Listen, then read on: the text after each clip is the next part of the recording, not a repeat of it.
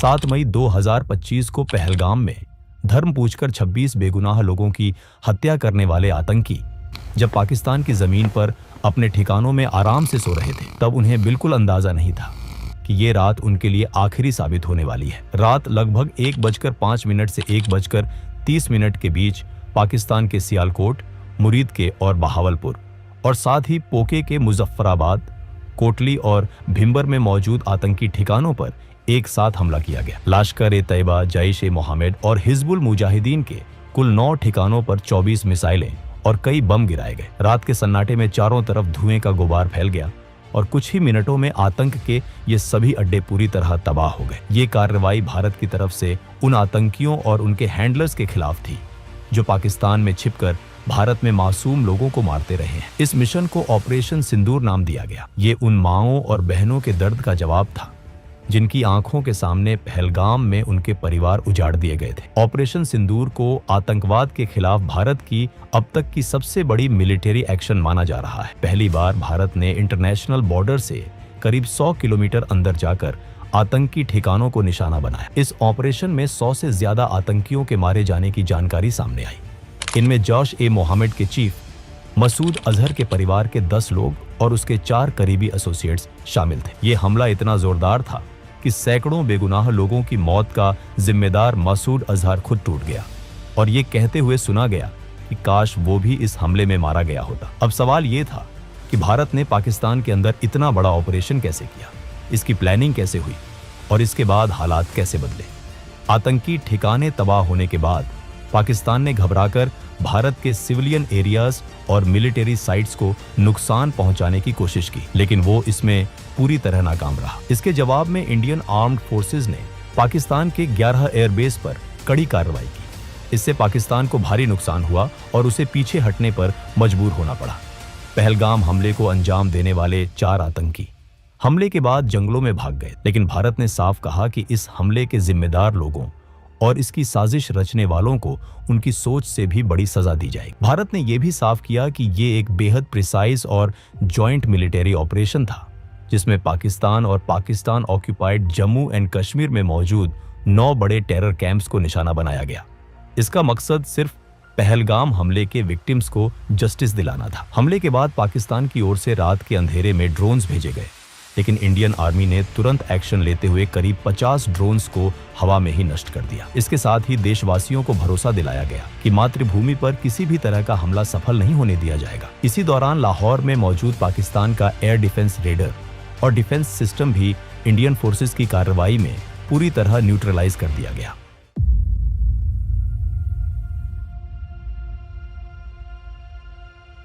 इस पूरी कहानी की शुरुआत 22 अप्रैल 2025 से होती है, जब पाकिस्तान के आतंकी संगठन लश्कर-ए-तैयबा से जुड़े उसके फ्रंट ग्रुप टीआरएफ के 5 से 6 आतंकियों ने पहलगाम की बैसरन घाटी को पूरी तरह दहशत में बदल दिया।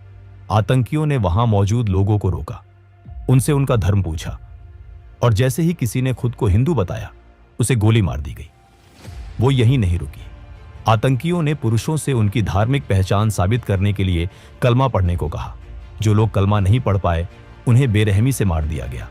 इस तरह सिर्फ धर्म के आधार पर 26 बेगुनाह पुरुषों की जान ले ली गई।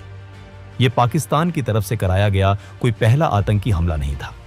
पिछले 2-3 दशकों में पाकिस्तान स्पॉन्सर्ड टेररिज्म के तहत 2001 parliament attack, 26/11 Mumbai attack, Pathankot, Uri और पुलवामा जैसे कई बड़े हमले भारत में कराए जा चुके हैं। साल 2024 में भी जम्मू कश्मीर के सोनमार्ग, गुलमर्ग और रियासी में हमले हुए थे, लेकिन पहलगाम का हमला इन सब से अलग था। इस बार आतंकियों ने इंसानियत की हर सीमा पार कर दी थी। धर्म के आधार पर की गई इन हत्याओं ने भारत की सहन शक्ति की हद भी पार कर दी। वहीं दूसरी तरफ पाकिस्तान ने हमेशा की तरह वही पुराना खेल शुरू कर दिया। कभी उसने पहलगाम हमले में शामिल आतंकियों को फ्रीडम फाइटर्स बताया, तो कभी भारत पर ही आरोप लगाने लगा। इस बार भारत सरकार ने पाकिस्तान से सिर्फ बयानबाजी करने के बजाय ठोस कदम उठाने का फैसला किया। सबसे पहले डिप्लोमेटिक लेवल पर ऐसे फैसले लिए गए जो पहले कभी नहीं किए गए थे। भारत ने इंडस वाटर ट्रीटी को सस्पेंड कर दिया। पाकिस्तान की करीब 80% खेती योग्य जमीन इंडस रिवर और उसकी सहायक नदियों के पानी पर निर्भर है, जिसे वहां की लाइफलाइन माना जाता है। भारत के पास अब ये अधिकार था कि वो इन नदियों के पानी को रोके या बिना किसी वार्निंग के एक साथ पानी छोड़े। इससे पाकिस्तान को कभी सूखे और कभी बाढ़ जैसी स्थिति का सामना करना पड़ सकता है। इसके अलावा अटारी चेक पोस्ट को बंद किया गया, SVES वीजा रद्द किए गए और पाकिस्तान के खिलाफ 4 और सख्त फैसले लिए गए। पाकिस्तान के सेलिब्रिटीज, क्रिकेटर, मीडिया हाउस और सरकार से जुड़े सोशल मीडिया अकाउंट्स को इंडिया में बैन कर दिया गया। OTT प्लेटफॉर्म से भी सभी पाकिस्तानी फिल्में, शोज और सॉन्ग्स हटाने का आदेश दिया गया। इस बार भारत साफ तौर पर पाकिस्तान के आतंकवाद पर हमेशा के लिए फुल स्टॉप लगाना चाहता था। इसलिए एक तरफ जहां पाकिस्तान को इंटरनेशनल लेवल पर आइसोलेट करने के लिए डिप्लोमेटिक स्टेप्स उठाए जा रहे थे, वहीं दूसरी तरफ आतंकियों के खिलाफ मिलिट्री ऑपरेशन की प्लानिंग को लेकर हाई लेवल मीटिंग्स लगातार चल रही। प्रधानमंत्री नरेंद्र मोदी पहले ही बिहार की एक जनसभा में साफ शब्दों में कह चुके थे कि इस हमले में शामिल आतंकियों और इसकी प्लानिंग करने वालों को उनकी कल्पना से भी कहीं बड़ी सजा दी जाएगी। 2016 में उरी सर्जिकल स्ट्राइक और 2019 में बालाकोट एयर स्ट्राइक के बाद पाकिस्तान को अच्छी तरह समझ आ चुका था कि भारत जरूरत पड़ने पर सैन्य कार्रवाई करने से पीछे नहीं हटता। इसी डर की वजह से पहलगाम हमले के बाद पाकिस्तान को आशंका थी कि इस बार भी भारत जवाबी कार्रवाई करेगा। इसी बीच वो LOC पर लगातार फायरिंग करके माहौल बिगाड़ने की कोशिश करने लगा। उसका मकसद साफ था, तनाव बढ़ाकर विदेशी ताकतों का ध्यान खींचना, ताकि न्यूक्लियर वॉर का डर दिखाकर भारत पर दबाव बनाया जा सके और उसे किसी कार्रवाई से रोका जा सके। लेकिन भारत ने इन चालों की परवाह नहीं की। पहलगाम हमले के बाद भारत पूरी गंभीरता से आतंकियों के खिलाफ एक बड़े ऑपरेशन की तैयारी में जुट चुका था। 19 अप्रैल को दिल्ली में एक हाई लेवल मीटिंग हुई। इस मीटिंग में प्रधानमंत्री नरेंद्र मोदी, रक्षा मंत्री Rajnath Singh, national security advisor Ajit Doval, chief of defence staff general Anil Chauhan और तीनों सेनाओं के प्रमुख मौजूद थे। इस बैठक में प्रधानमंत्री मोदी ने साफ कहा कि आतंकवाद को खत्म करने के लिए सेनाएं जो जरूरी समझें वो कदम उठाएं। उन्हें पूरी छूट दी गई। इसके बाद भारतीय सेनाओं ने फैसला किया कि पाकिस्तान और पाकिस्तान के कब्जे वाले जम्मू कश्मीर में मौजूद आतंकी ठिकानों पर एक बड़ी एयर स्ट्राइक की जाएगी। मकसद साफ था, उन ठिकानों को खत्म करना जहां बैठकर भारत पर हमलों की साजिश रची जाती थी और जहां आतंकियों को ट्रेनिंग दी जाती थी। इस काम में खुफिया एजेंसियां भी पूरी ताकत से जुट गईं। रॉ और NTRO ने पाकिस्तान और POK में मौजूद आतंकी ठिकानों की रियल टाइम जानकारी जुटानी शुरू कर दी। हर एजेंसी, हर अफसर अपना सबसे अच्छा देने में लगा हुआ था। सभी के मन में एक ही बात, पहलगाम हमले के दोषियों और उनके अड्डों को खत्म करना। ऑपरेशन से जुड़ी कोई भी जानकारी बाहर न जाए, इसके लिए पूरी गोपनीयता बढ़ती जा रही। बहुत कम समय में रॉ और NTRO ने कुल 21 आतंकी ठिकानों की पूरी जानकारी इकट्ठा कर ली और ये इनपुट्स प्लानिंग टीम को दे दिए गए। इन 21 में से 9 सबसे अहम और खतरनाक ठिकानों को चुना गया। यही वो जगहें थीं जहां से पुलवामा, 26 नवंबर और पहलगाम जैसे बड़े हमलों की साजिश रची गई थी। इन 9 ठिकानों पर लगातार नजर रखी जाने लगी। उन्हें पूरी तरह सर्विलांस में रखा गया। NSA अजीत डोभाल ने इन 9 टारगेट्स को फाइनल किया और 5 मई तक पूरे ऑपरेशन का ब्लूप्रिंट तैयार कर लिया। इसके बाद उन्होंने प्रधानमंत्री मोदी से मिलकर ऑपरेशन की मंजूरी मांगी। प्रधानमंत्री मोदी ने बिना देर किए इन 9 आतंकी ठिकानों पर कार्रवाई की मंजूरी दे दी। पहलगाम में आतंकियों ने हिंदू महिलाओं का सुहाग उजाड़ा था। उसी दर्द और उसी इंसाफ की भावना से इस मिशन का नाम रखा गया, ऑपरेशन सिंदूर। ऑपरेशन शुरू करने से पहले हर छोटी बड़ी डिटेल को ध्यान से चेक किया गया। हर पॉसिबल रिस्क का पूरा असेसमेंट किया गया ताकि किसी भी तरह की मिस्टेक की कोई गुंजाइश न रहे। इस मिशन के लिए फाइटर जेट्स की एक मजबूत टीम बनाई गई। इसमें रफाल, मिराज और सुखोई MKI जैसे एडवांस्ड और लॉन्ग रेंज स्ट्राइक करने वाले फाइटर जेट्स शामिल थे। इन सभी एयरक्राफ्ट को इंडियन एयर स्पेस में रहकर ही ऑपरेशन करना था। रफाल और मिराज को फ्रंट लाइन पर रहकर अटैक एग्जीक्यूट करने की जिम्मेदारी दी गई, जबकि सुखोई MKI जेट्स को एयर डिफेंस कवर देना था ताकि अगर कोई खतरा सामने आए तो तुरंत उसे हैंडल किया जा सके। ऑपरेशन में हाई प्रिसिशन और लॉन्ग रेंज वेपन्स का इस्तेमाल होना था। इसमें एस्कैल्प, ब्रामोस और हैमर जैसे मॉडर्न वेपन्स शामिल थे। एस्कैल्प एक क्रूज मिसाइल है जो करीब 550 किलोमीटर दूर मौजूद टारगेट को पिन पॉइंट एक्यूरेसी के साथ डिस्ट्रॉय कर सकती है। यह बहुत लो एल्टीट्यूड पर उड़ती है जिससे एनिमी रेडर इसे डिटेक्ट नहीं कर पाते। ब्राह्मोस एक सुपरसोनिक क्रूज मिसाइल है जिसे इंडिया और रशिया ने मिलकर डेवलप किया है। इसे लैंड, सी या एयर किसी भी प्लेटफॉर्म से लॉन्च किया जा सकता है। इसकी स्पीड साउंड से करीब 3 गुना ज्यादा होती है और यह 500 किलोमीटर तक पहुंच जाती। इसके अलावा फ्रांस की टेक्नोलॉजी से बना हैमर बॉम्ब भी इस्तेमाल किया जाना था। यह बॉम्ब 250 से 1000 किलो तक का पेलोड ले जा सकता है और बिना जीपीएस सिग्नल के भी करीब 70 किलोमीटर दूर के टारगेट को पूरी तरह डिस्ट्रॉय कर सकता है। ऑपरेशन में स्पाइस 2000 बम का इस्तेमाल भी तय था। इस मिशन में कमिकाजी ड्रोन्स भी एक बहुत अहम रोल निभा रहे थे। ऑपरेशन से पहले ये ड्रोन्स एनिमी टेरिटोरी में घुसकर लगातार सर्वेलेंस कर रहे थे। इससे ऑपरेशन टीम को रियल टाइम और एक्यूरेट इनपुट्स मिल रहे थे ताकि किसी भी तरह की गलती ना हो। इंडिया ने जिन 9 सबसे इंपॉर्टेंट टेररिस्ट टारगेट्स को चुना था, उनमें से 5 टारगेट पीओके मेन एलओसी से सिर्फ कुछ किलोमीटर की दूरी पर थे। बाकी 4 टारगेट्स पाकिस्तान के अंदर इंटरनेशनल बॉर्डर से 6 किलोमीटर से लेकर करीब 100 किलोमीटर तक भीतर मौजूद थे। इंडियन एयरफोर्स के साथ साथ इंडियन आर्मी और इंडियन नेवी को भी स्टैंड बाय पर रखा गया था ताकि ऑपरेशन के बाद अगर लैंड या सी पर कोई कॉन्फ्लिक्ट होता है तो तुरंत जवाब दिया जा सके। 6 और 7 मई की दरमियानी रात रफाल, सुखोई MKI और मिराज फाइटर जेट्स मिसाइल्स और बॉम्ब से लैस होकर इंडियन बॉर्डर के अंदर ही अपने अपने टारगेट से सेफ डिस्टेंस पर पोजीशन ले चुके थे। रात का अंधेरा फैला हुआ था, चारों तरफ कंप्लीट साइलेंस थी। पीओके और पाकिस्तान में बैठे आतंकवादी जो कुछ दिन पहले इंडिया के मासूम लोगों की जान ले चुके थे, बेखबर होकर सो रहे थे। उन्हें बिल्कुल भी अंदाजा नहीं था कि यह रात उनके लिए आखिरी साबित होने वाली है। रात के 1 बजे के बाद जब चारों तरफ पूरी तरह सन्नाटा था, उसी वक्त भारत की तरफ से पहला हमला शुरू हुआ। सबसे पहले पीओके की राजधानी मुजफ्फराबाद में मौजूद लश्कर-ए-तैयबा के सवाई नला ट्रेनिंग कैंप को निशाना बनाया गया। यही वो जगह थी जहां ट्रेनिंग लेकर आए आतंकियों ने 2024 में सोनमर्ग और गुलमर्ग में और 22 अप्रैल 2025 को पहलगाम में भारत के निर्दोष लोगों की जान ली। जैसे ही सर्वेलेंस ड्रोन से ग्रीन सिग्नल मिला, इंडियन फाइटर जेट्स ने मिसाइल्स और बॉम्ब्स दागने शुरू कर दिए। कुछ ही सेकंड में सवाई नाला कैंप की इमारतें आग के गोले में बदल गईं। चारों तरफ तेज धमाकों की आवाज गूंज उठी और आसमान काले धुएं से भर गया। कई आतंकवादी वहीं मारे गए और जो बचने की कोशिश कर रहे थे वे गिरती इमारतों के मलबे में दब गए। इसके बाद अगला टारगेट पीओके के मुजफ्फराबाद में ही एलओसी से करीब 15 किलोमीटर दूर मौजूद जैश-ए-मोहम्मद का सैयदना बिलाल कैंप था। ये जैश का रहने का और ट्रेनिंग एरिया था जहां नए रिक्रूट्स को हथियार चलाना, एक्सप्लोसिव्स बनाना और फिडाइन अटैक्स की ट्रेनिंग दी जाती थी।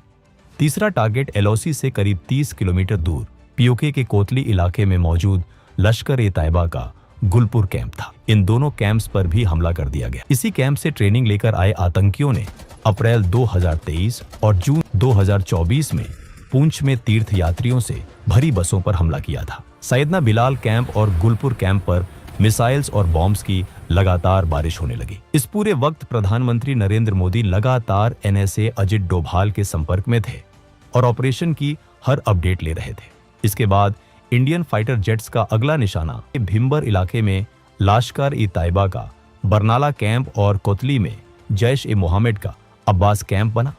बरनाला कैंप में लश्कर अपने आतंकियों को हथियार चलाने, फेक आईडीज बनाने और जंगल में सर्वाइव करने की ट्रेनिंग देता था। वहीं अब्बास कैंप, जिसकी कैपेसिटी करीब 15 टेररिस्ट्स की थी, वहां जैश-ए-मोहम्मद फिदायीन तैयार करता था।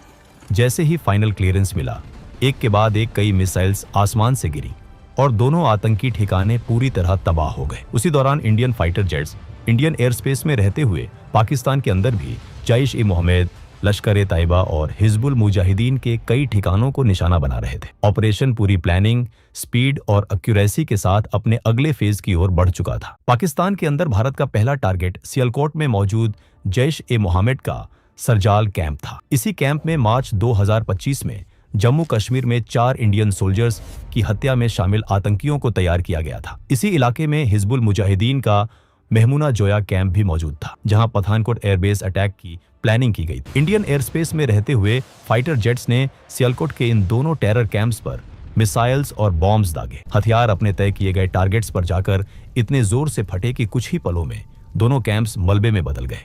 इसके बाद इंडियन फाइटर जेट्स ने बॉर्डर से करीब 18 से 25 किलोमीटर दूर मुरीदके में मौजूद लश्कर-ए-तैयबा के सबसे बड़े अड्डे मरकाजी तैयबा कैंप को निशाना बनाया। ये वही जगह थी जहां 1990 से आतंक की जड़ें मजबूत की जा रही थी। यहीं 2008 के मुंबई अटैक के लिए अजमल कसाब और उसके साथियों को ट्रेनिंग दी गई थी। डेविड हेडली और तहावुर राना जैसे कॉन्स्पिरेटर्स को भी यहीं तैयार किया गया था। जब इस कैंप के एग्जैक्ट कोऑर्डिनेट्स सामने आए तो ऑपरेशन से जुड़े जवानों के अंदर सालों से जमा गुस्सा और दर्द और ज्यादा तेज हो गया।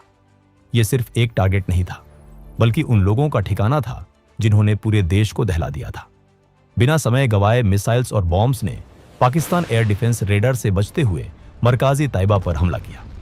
जोरदार धमाकों से जमीन कांप उठी, आसमान गूंज गया और कुछ ही पलों में आतंक का यह किला पूरी तरह ढह गया। इन हमलों के साथ भारत पाकिस्तान में चल रहे 8 बड़े आतंकी ठिकानों को खत्म कर चुका था। लेकिन अभी एक सबसे बड़ा और खतरनाक अड्डा बाकी था। यह जैश-ए-मोहम्मद का मेन स्ट्रांग होल्ड था, जो बॉर्डर से करीब 100 किलोमीटर दूर पाकिस्तान के पंजाब प्रांत के बहावलपुर में मौजूद था। इस कैंप का नाम था मरकाज सुभान अल्लाह, जो जैश-ए-मोहम्मद का हेडक्वार्टर था।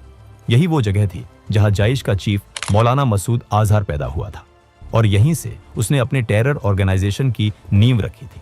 इसी ठिकाने से 2001 parliament attack, Jammu Kashmir assembly attack, 2016 Pathankot airbase attack और 2019 पुलवामा अटैक की प्लानिंग की गई थी। इन हमलों में मारे गए लोगों को सच्ची श्रद्धांजलि देने के लिए इंडिया ने इस टेरर हब पर ब्राह्मोस मिसाइल दागी। कुछ ही मिनटों में जैश के हेडक्वार्टर की इमारतें पूरी तरह तबाह हो गई। इस हमले में मसूद अजहर के कई रिश्तेदार और जैश के टॉप कमांडर्स मारे गए। रात करीब 1:05 पर शुरू हुआ यह ऑपरेशन सिर्फ 25 मिनट में खत्म हो गया। इस दौरान आतंक के कुल 9 बड़े ठिकाने पूरी तरह नष्ट कर दिए गए और 100 से ज्यादा आतंकवादी मारे गए। इस ऑपरेशन में मसूद अजहर का भाई और इंडियन एयरलाइंस IC 814 हाईजैकिंग का मास्टरमाइंड अब्दुल रऊफ अजहर भी मारा गया। इसके अलावा उसके 2 साले और जैश के सीनियर कमांडर्स मोहम्मद यूसुफ अजहर और हफीज मोहम्मद जमील भी इस हमले में ढेर हो गए। इसके अलावा लश्कर-ए-तैयबा के 2 बड़े कमांडर खालिद और मुदस्सर खादियान खास भी मारे गए। भारत के ऑपरेशन सिंदूर का असर इतना गहरा था कि मसूद अजहर पूरी तरह टूट गया। इस हमले में उसके 10 रिश्तेदार और 4 करीबी लोग मारे गए। हालात ऐसे हो गए कि उसने ये तक कह दिया कि काश वो भी उनके साथ मारा गया होता।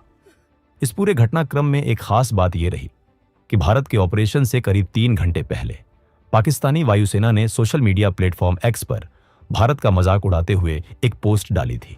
उसमें लिखा था, शांति से सो जाओ क्योंकि PF जाग रही है। लेकिन इसके 3 घंटे बाद ही भारत ने पाकिस्तान के आतंकी ठिकानों पर हमला कर उन्हें पूरी तरह तबाह कर दिया और पाकिस्तान को असली मायनों में जगा दिया। ऑपरेशन की सफलता के कुछ ही घंटों बाद 7 मई की दोपहर को भारत सरकार ने एक प्रेस कॉन्फ्रेंस की। इस मंच पर फॉरेन सेक्रेटरी विक्रम मिस्री, भारतीय वायुसेना की विंग कमांडर व्योमिका सिंह और भारतीय सेना की कर्नल सोफिया कुरैशी मौजूद थीं। ये कोई सामान्य प्रेस कॉन्फ्रेंस नहीं थी, बल्कि आतंकवाद के खिलाफ भारत का एक मजबूत और प्रतीकात्मक संदेश था। यह संदेश उन आतंकियों के लिए था जिन्होंने पहलगाम में लोगों से उनका धर्म पूछकर उन्हें मारा था और उनकी महिलाओं से कहा था कि जाकर सरकार को बता देना। उसी सोच को जवाब देने के लिए एक हिंदू और एक मुस्लिम महिला अधिकारी को सामने लाया गया। इससे भारत ने साफ दिखा दिया कि वो धर्म के आधार पर बंटा हुआ देश नहीं है, बल्कि एकजुट राष्ट्र है। कर्नल सोफिया कुरैशी और विंग कमांडर व्योमिका सिंह ने लाइव वीडियो सबूतों के साथ बताया कि भारत ने ऑपरेशन सिंदूर के तहत POK में 5 और पाकिस्तान में 4 आतंकी ठिकानों को निशाना बनाया और सभी को पूरी तरह नष्ट कर दिया। ऑपरेशन के तुरंत बाद विदेश मंत्री S जयशंकर और राष्ट्रीय सुरक्षा सलाहकार अजित डोभाल ने अमेरिका, ब्रिटेन, रूस, सऊदी अरब और UAE जैसे देशों को इस कार्रवाई की जानकारी दी। दुनिया के कई बड़े देशों ने भारत की इस कार्रवाई को आतंकवाद के खिलाफ जरूरी कदम बताया। सबसे अहम बात यह रही कि इस बार भारत की विपक्षी पार्टियों ने भी कोई सवाल नहीं उठाया। सभी ने सेना की सराहना की, सरकार का समर्थन किया और आतंकवाद के खिलाफ देश की एकजुटता दिखाई। इसके बाद पाकिस्तान के रक्षा मंत्री ख्वाजा आसिफ ने बयान दिया कि अगर भारत हमले रोक देता है तो पाकिस्तान भी कोई जवाबी कार्रवाई नहीं करेगा। लेकिन उनकी बातों के उलट पाकिस्तानी सेना लगातार LOC पर भारत के रिहायशी इलाकों को निशाना बना रही थी। पाकिस्तान की ओर से सबसे ज्यादा गोलीबारी पुंछ इलाके में हुई। इस फायरिंग में 12 बेगुनाह लोगों की मौत हो गई, जिनमें 4 छोटे बच्चे भी शामिल थे। इसी हमले में भारतीय सेना के लांस नायक दिनेश कुमार भी शहीद हो गए। इतना ही नहीं, पाकिस्तान यहीं नहीं रुका, उसने भारत के खिलाफ एक बड़े सैन्य हमले की भी कोशिश की। 7 और 8 मई की रात के बीच पाकिस्तान ने जम्मू कश्मीर, पंजाब और गुजरात के करीब 15 शहरों में स्थित भारतीय सैन्य ठिकानों, आम नागरिक इलाकों और धार्मिक स्थलों को ड्रोन और मिसाइलों से निशाना बनाने का प्रयास किया। लेकिन भारत पहले से ही पाकिस्तान की मंशा को समझ चुका था और पूरी तरह सतर्क था। जैसे ही ये ड्रोन और मिसाइल भारतीय हवाई सीमा में घुसे, भारत की मजबूत और कई स्तरों वाली वायु रक्षा प्रणाली ने उन्हें आसमान में ही नष्ट कर दिया। पाकिस्तान की यह साजिश पूरी तरह नाकाम हो गई। भारत ने पाकिस्तान को बता दिया कि वो अपने सुरक्षा से कभी समझौता नहीं करता। अगर कोई देश या संगठन भारत की ओर आंख उठाकर देखेगा तो उसका जवाब उसी भाषा में दिया जाएगा।